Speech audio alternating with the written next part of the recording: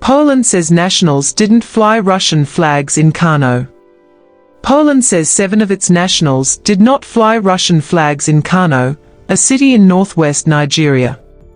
Andrzej Szejna, Polish Deputy Minister of Foreign Affairs, told private radio station RMF FM that the 6 students and the teacher were in the wrong place at the wrong time. The 7 Polish nationals were accused of playing a suspicious role in protests against government policies and economic hardship, the Department of State Services said upon their arrest on Thursday. The Polish Foreign Ministry, however, said there were students and a teacher. Africa's most populous country is struggling with its worst cost of living crisis in years after President Bola Ahmed Tinubu introduced reforms to help revive the economy and foreign investment. A week of protests across the country eased after a security crackdown, which rights group Amnesty International said left 21 people dead. Police and security forces say 7 people have died and deny they are responsible for the deaths. Security agents have also arrested dozens of people for waving Russian flags in protests, behavior similar to recent rallies in nearby Niger and Burkina Faso, where coups installed military governments that have moved closer to Moscow. The 7 Polish citizens were arrested in the northwestern state of Kano over their suspicious role in the protest and flying of Russian flags, according to a spokesman for the Department of State Security, or DSS, which handles national security threats. The DSS did not give any more details about what the 7 had allegedly been doing in the protest. But Andrzej Szejna said the 6 students and the teacher were in the wrong place at the wrong time. Warsaw University said in a statement that the Chancellor of Bayero University in Kano assured it that the students are safe and are currently in Abuja. The university authorities are acting in cooperation with the Ministry of Foreign Affairs, Polish and Foreign Consular Services, and other institutions, and are also in contact with the families of the students, the statement added. Since the protests began, Tinubu has made an address to the nation, appealing for patience with the reforms, which the government says will improve the economy in the long term. But the country's military command this week also said protests had been hijacked by sponsors intent on subverting the government. #EndBadGovernance in Nigeria, the protest movement won support with an online campaign that called for the government to reduce fuel prices and tackle the cost of living crisis, among other demands. We begin with a focus on Nigeria. Before the protest began on the 1st of August, the Nigerian government blamed foreign entities for instigating people and for trying to sow unrest in the country. Now, with the protests underway, the government's concerns over foreign interference have heightened further.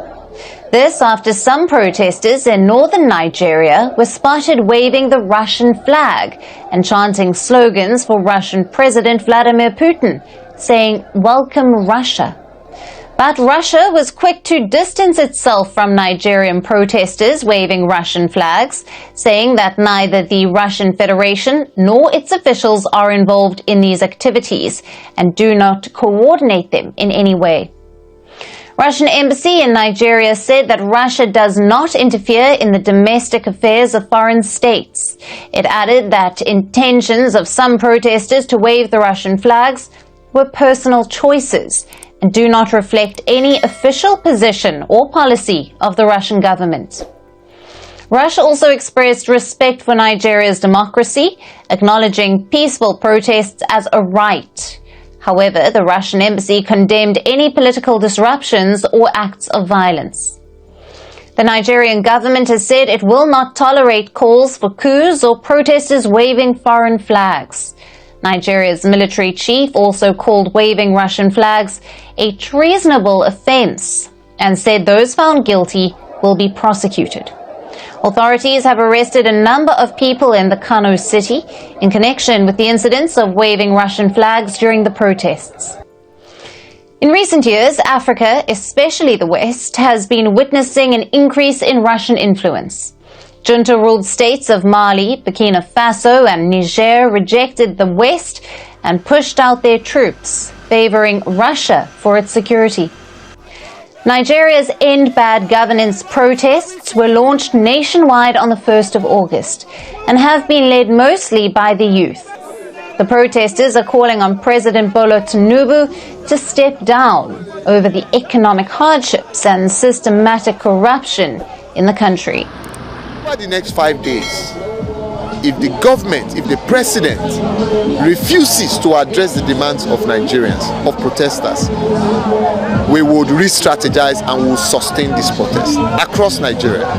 And that is not a threat, that is a promise. It did not address the removal of fuel subsidy that has seen prices of goods and food increase across the country. The president did not even empathize with protesters who have been killed by security forces across the country. So we think that this is unempathetic. We do not think that the president really understands us. According to rights groups, the protests have left at least 13 people dead nationwide. But the Nigerian police insist that only 7 have died, while also blaming the deaths on terrorists, a local vigilante and a reckless driver who ran his car into a crowd. Over 700 people, including journalists, have been arrested by the Nigerian military. On Monday, only a few hundred people turned out in major cities. This after Nigerian security forces launched a deadly crackdown over the weekend. The commercial hub of Lagos, where demonstrations have been largely peaceful, saw about 100 people at the protest venue. The experience and see what happened at the entrance. We were there, it was a peaceful protest until governments order the military men to open the firearms. It was only God that saved me. We were many there. Do you tell me the same governor, the government that doesn't care about the masses? Is it the same governor you want me to go and endanger my life again in this process? To spoil something is very easy, but to repair it is very hard. It's not what you can just, if you spoil something within 3 days, 3 months you are still repairing it, you have not yet through with it. So since the president has spoken with them, let them wait. Let's see the outcome and we back it up with prayer. The capital, Abuja, saw no signs of protest. Curfews have also been imposed in parts of the north, which has seen some of the largest and fiercest protests.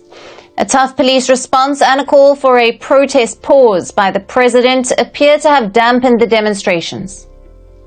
Now, for more, we have with us Inibehe Effiong, an activist and a human rights lawyer, who is joining us live from Abuja. Thank you for being with us on this broadcast.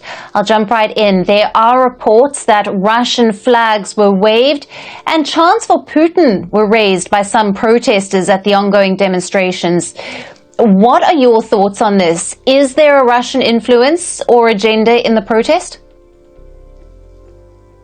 No, not at all. I don't necessarily agree with the conclusion or the suggestion that because some persons are waving the Russian flag or carrying the Russian flag, that in itself indicates Russian involvement in the protest. I do not think Russia has any interest in the protest that is going on in our country.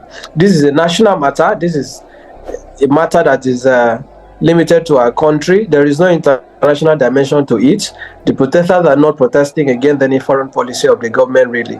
The people are basically complaining about hunger. People are basically complaining about corruption, the cost of governance, and several other issues that Nigeria has been grappling with over the years. The high, rate of inflation, which has only gotten worse under the current government of President Bola Ahmed Tinubu. I think those who are carrying the flag are either misinformed or mistaken. I don't think they have any link with Russia. However, the military have said that doing so amounts to treason. As a lawyer, I don't know how that is treasonous, because if you say treason under a law, that will imply that a person is waging war against the state with the intention of overhauling or intimidating the president or a governor. I don't think that is the intention of these individuals. But calling for a coup is condemnable. We're against it. And we also do not support the carrying of the Russian flag. It is actually quite ironic that it is Russian flag that is being carried. right? In fact, if they carried an Indian flag, I'll feel more comfortable, because India is a democratic country. Russia is not. Russia, you have Putin calling the shot. There is no allowance for freedom of expression.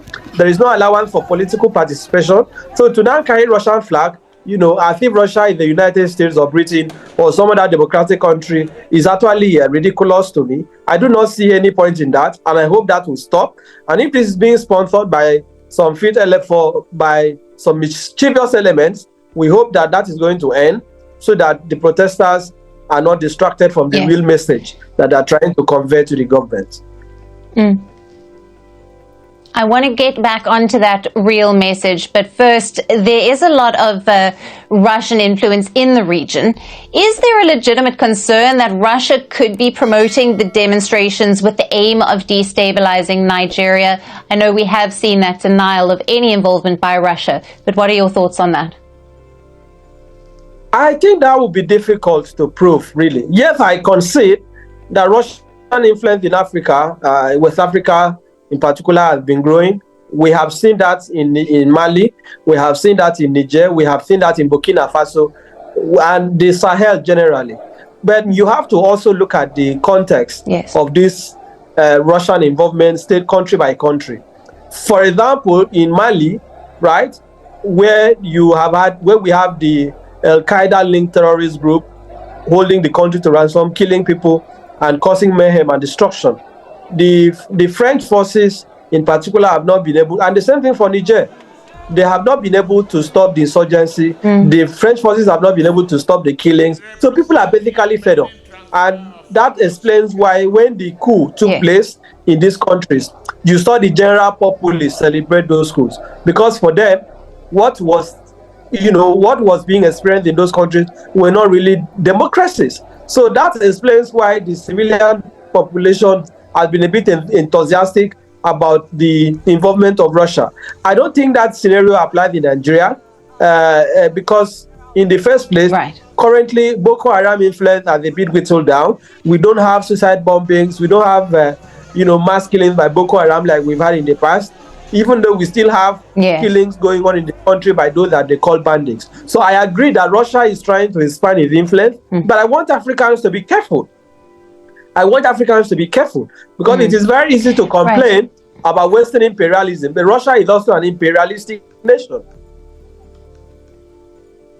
And Inibehe, going back to the issues in Nigeria, how is the Nigerian government reacting to the protests? And we saw none of the efforts made by Bola Tinubu in an effort to avoid the protests were effective. The people have pushed forward. What are the protesters' demands and the issues that need to be addressed? Quite unfortunately, President Tinubu has not yet come to terms with the gravity of the matter. He has chosen to trivialize this. He has chosen to view this as an agenda by his political opponents to push him out of power. But the international community must realize that is not what this protest is about. This protest is specifically about Nigerians who are hungry. People are demanding that the government should reverse its very terrible economic policies. Top on the list is fuel subsidy, right? Yes. The IMF and the World Bank have been pushing this policy that subsidy should be removed. But guess what? Even in very advanced democracies, governments still subsidize certain things. So what do Nigerians really benefit from their government? We have fuel in excess in our country, but the oil boom has only become a disaster. It has not brought prosperity to our country. So this argument about removing subsidy does not really persuade the general population. And when this current president came in on the 29th of May, he announced an end to subsidy. Immediately, the prices of goods, prices of transportation and services went up exponentially.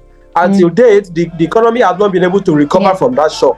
And that explains why people are demanding an end to subsidy. Absolutely. Electricity tariff is also another one. We are also demanding electoral reform.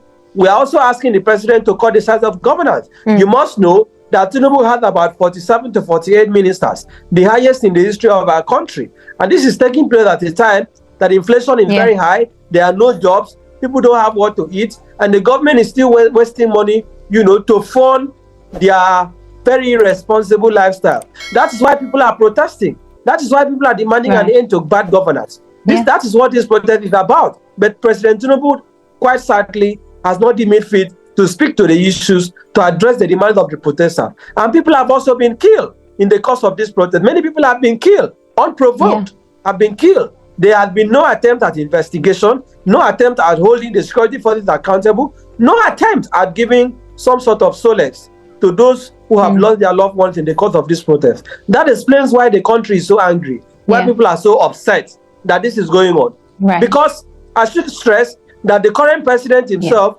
has participated and sponsored protests in the past against former administrations, right? So for him to now be against protests is actually, you know, an historical irony that this man is now saying anybody who protests against him is trying to push him out of power.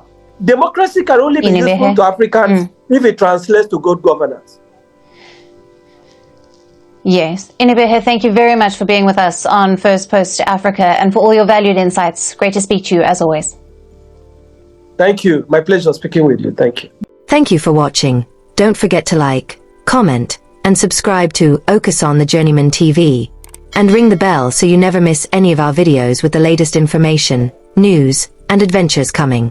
We've got more exciting journeys coming up for you.